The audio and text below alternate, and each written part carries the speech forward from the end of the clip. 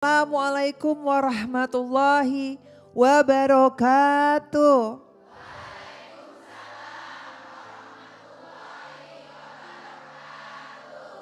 Selamat datang dalam program Kajian Hati bersama Ustadz Hilman Fauzi dan saya Fairuz Arafik yang akan menemani para jamaah yang ada di sini dan pemirsa yang ada di rumah dalam program Kajian Hati. Tema kali ini sangat menarik sekali. Amanah yang dijaga dengan iman, Allah balas dengan penuh kemuliaan. Masya Allah, tabarakallah. Boleh dijelaskan Ustadz? Silahkan Ustadz. Bismillahirrahmanirrahim. Assalamualaikum warahmatullahi wabarakatuh.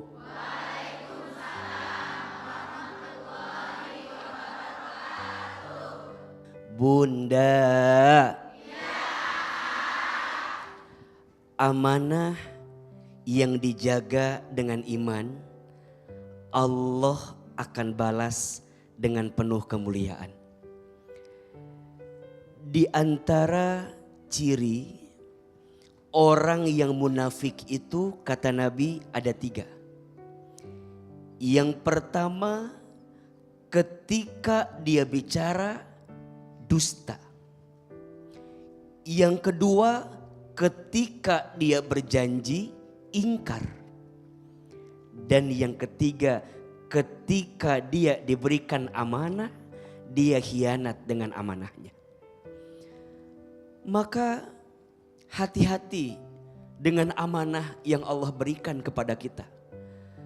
Karena setiap kita yang diberikan amanah akan diminta pertanggungjawabannya di hadapan Allah Subhanahu wa ta'ala. Kullukum ra'in wa kullukum mas'ulun an ra'iyati. Kata Nabi, setiap di antara kita adalah pemimpin. Dan setiap pemimpin akan diminta pertanggungjawabannya.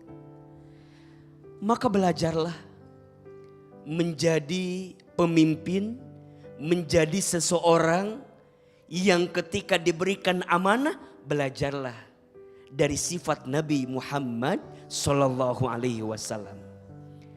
Apa sifat yang dimiliki oleh Nabi ketika Nabi menjadi seorang pemimpin? Setidaknya ada 4 karakter Nabi Sallallahu Alaihi Wasallam yang harus dimiliki oleh siapapun yang diberikan amanah.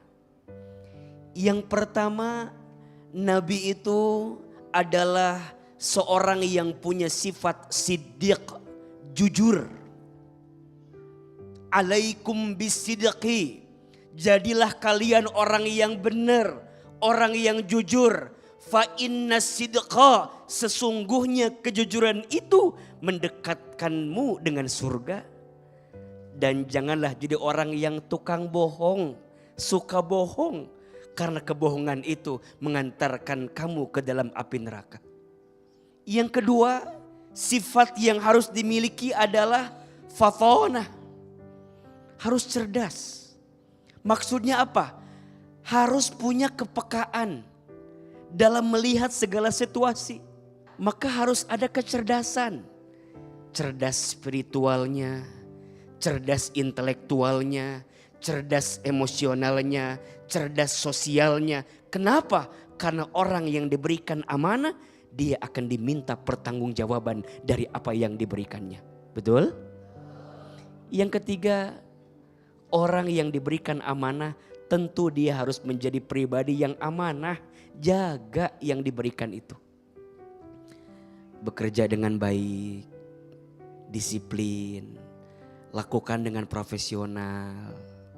Insya Allah jika itu yang dihadirkan maka akan mendatangkan kebaikan. Dan yang keempat, tabligh, mampu menyampaikan sesuatu dengan baik. Saat seseorang diberikan amanah harus menyiapkan telinga untuk mendengar aspirasi yang disampaikan oleh rakyatnya, betul?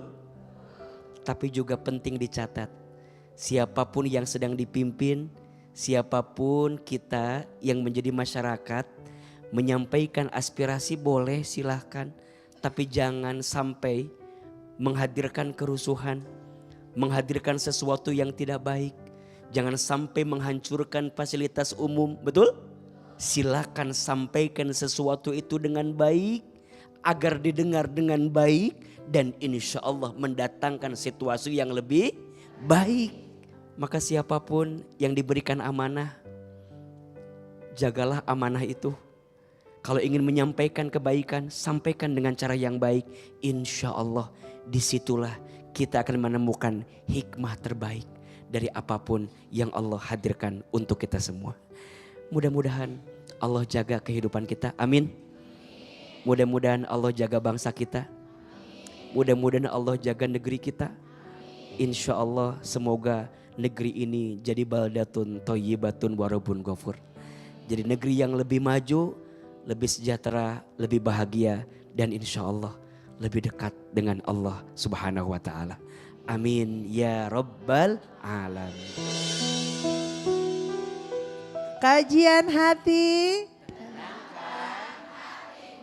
Bunda-bunda ada yang mau nanya lagi gak nih? Ada Andin Ismi, silakan Bunda. Assalamualaikum warahmatullahi wabarakatuh. Waalaikumsalam warahmatullahi wabarakatuh. Mohon izin Ustadz, Teteh. Andin mau bertanya dan sekaligus meminta nasihat. Andin di sini seorang public figure sekaligus penyanyi dan beberapa kali mengalami kegagalan dalam berjodoh ya sama menemukan laki-laki, intinya itu. Saya pernah didekati oleh seorang laki-laki yang mengaku paham agama. Awalnya saya yakin dan percaya karena mungkin beliau paham agama. Ya, kita berkenalan di sosial media. Dan Andin awalnya ragu ya Ustadz ya, karena masa sih gitu. Tapi setelah kita berjalan komunikasi, beliau pernah menjanjikan saya menikah. Karena saya mau, akhirnya kita berjalan. Beliau pernah meminta saya untuk tinggal bersamanya di rumah. Padahal posisi saya belum dinikah. Karena saya seorang public figure, Ustadz, yang aktif di sosial media. Kami sering tampak bersama dalam berbagai kegiatan. Kami sering memperlihatkan kebersamaan di media sosial sehingga orang-orang mengira saya dan beliau menikah. Padahal kenyataannya saya hanya diminta untuk menutupi semua dengan mengatakan sudah dinikah. Walaupun belum ada akad. Awalnya beliau berjanji setelah lebaran akan menikahi saya. Namun yang terjadi justru sebaliknya, ia malah mencari perempuan lain, Ustadz. Dan akhirnya menikahi orang lain. Mungkin saya hanya dijadikan opsi ya Ustadz. Padahal kita sudah bersama di rumah. Karena mungkin saya yakin tadinya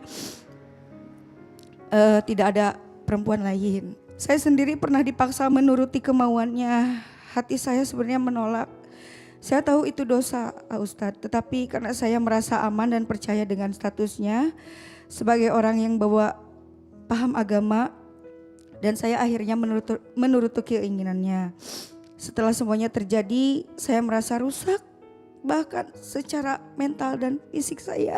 Selama 2 bulan setelah saya mengetahui beliau mempunyai opsi wanita-wanita lain, saya hancur Ustadz. Yang paling menyakitkan lagi Ustadz, sampai detik ini saya belum bisa memaafkan apa yang dia lakukan kepada saya. Luka ini lebih sakit, lebih dalam. Bahkan saya terus-terusan berobat ke psikiater Ustadz untuk menguatkan, dan saya berkali-kali untuk memohon sama Allah supaya saya selalu kuat, tidak melakukan hal yang tidak terjadi diinginkan, karena anak dan kedua orang tua saya yang selalu menguatkan saya. Sekarang beliau malah menikahi orang lain, Ustaz.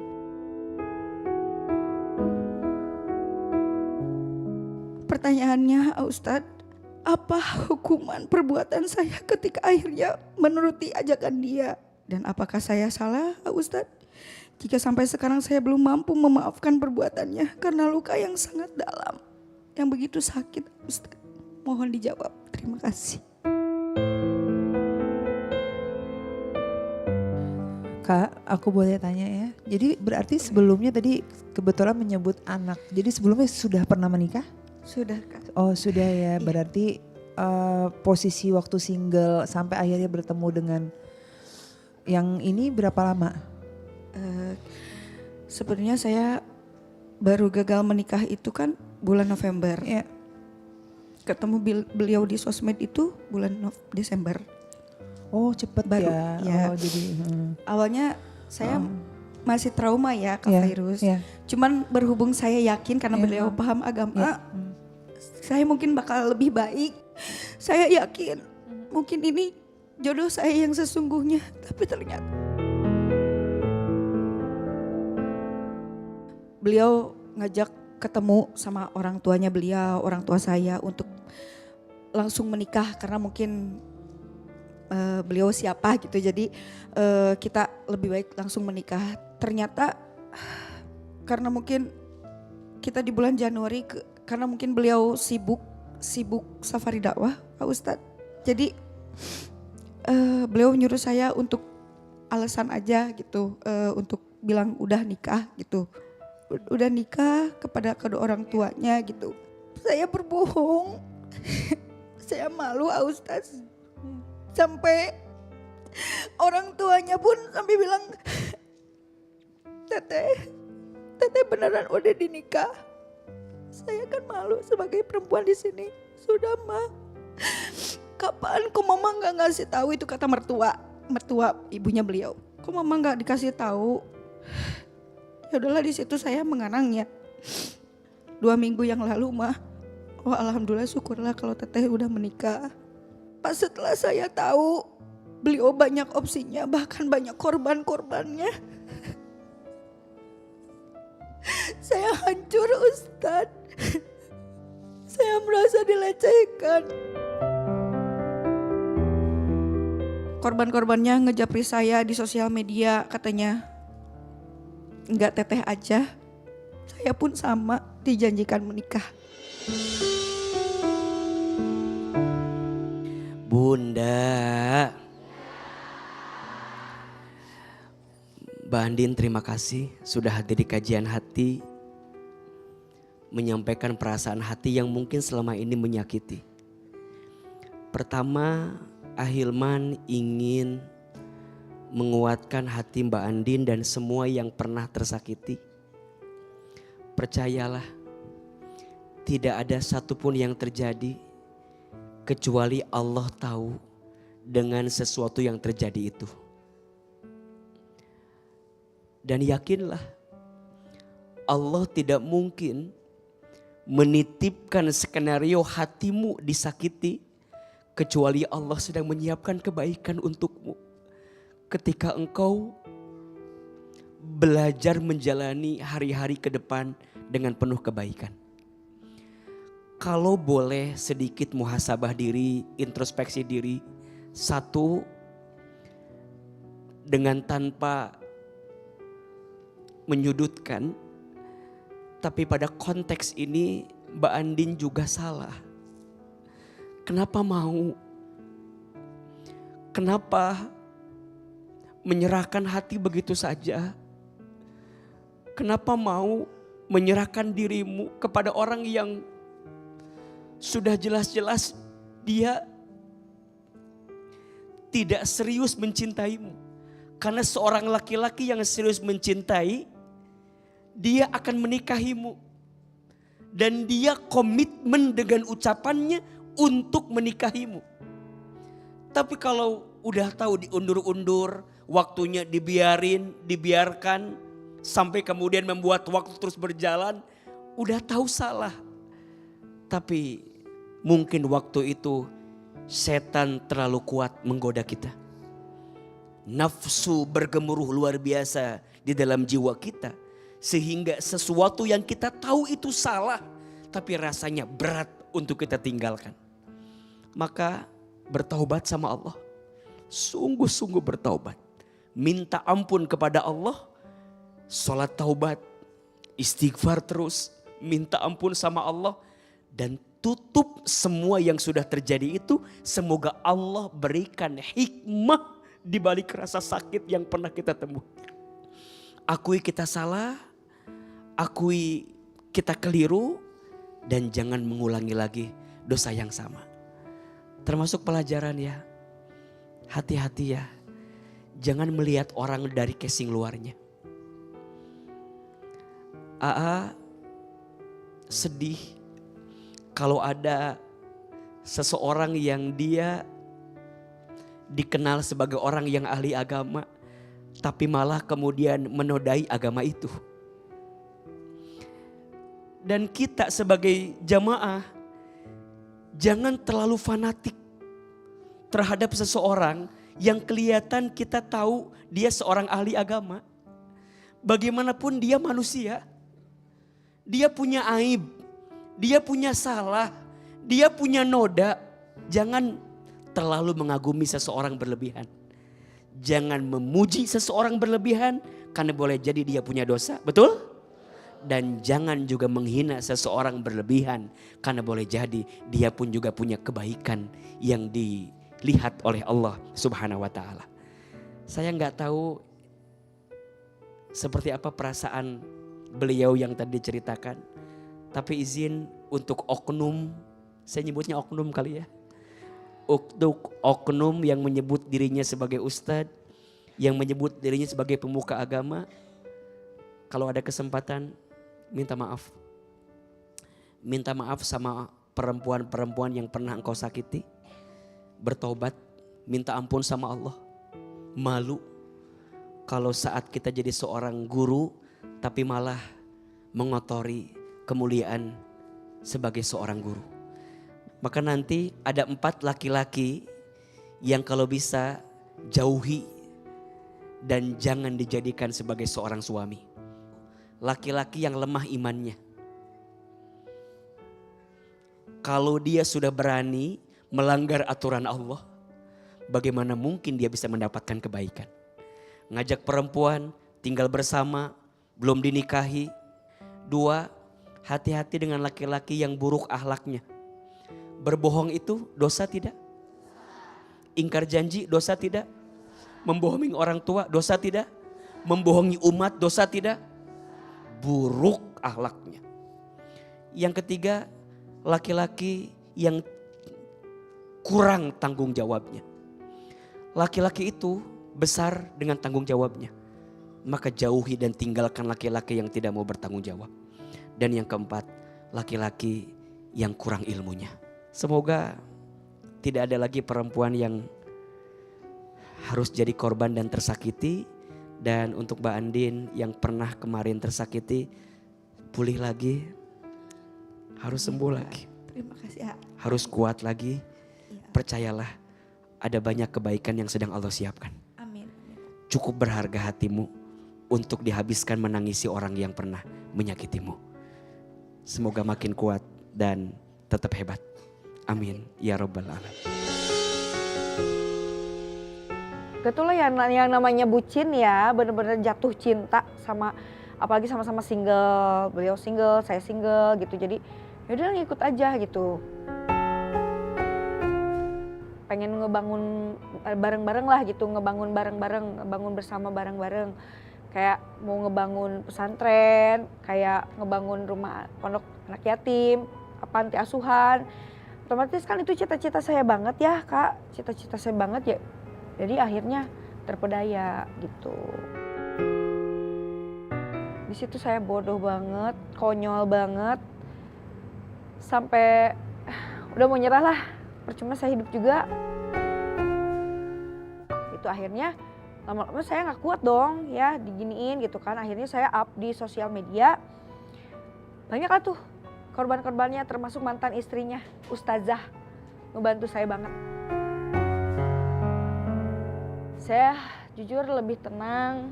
Saya karena suka mengikuti kajian-kajiannya Pak Ustadz Hilman sama quotes-quotesnya di sosial media. Benar-benar saya merasa nyaman, tenang, dan berhusnuzon bahwa sesuatu yang terjadi itu tidak ada yang tidak mungkin, dan skenario Allah itu gak bisa kita tolak.